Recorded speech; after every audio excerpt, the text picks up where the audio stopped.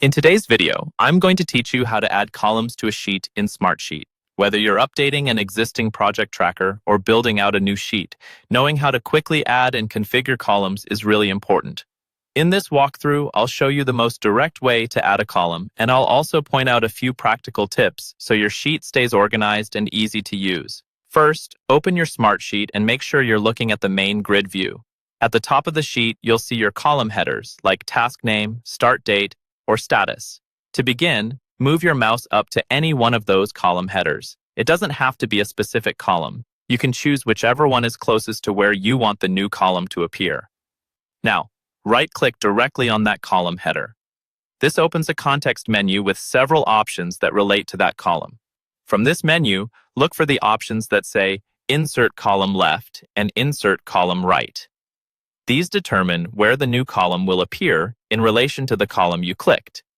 If you choose Insert Column Left, your new column will be created immediately to the left of the selected column.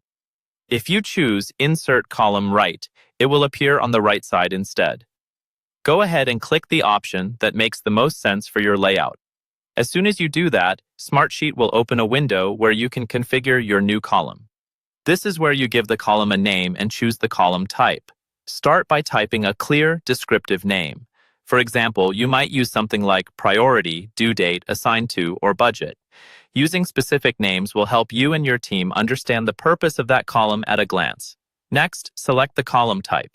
Smartsheet offers several options, such as text, number, drop-down list, checkbox, date, and more.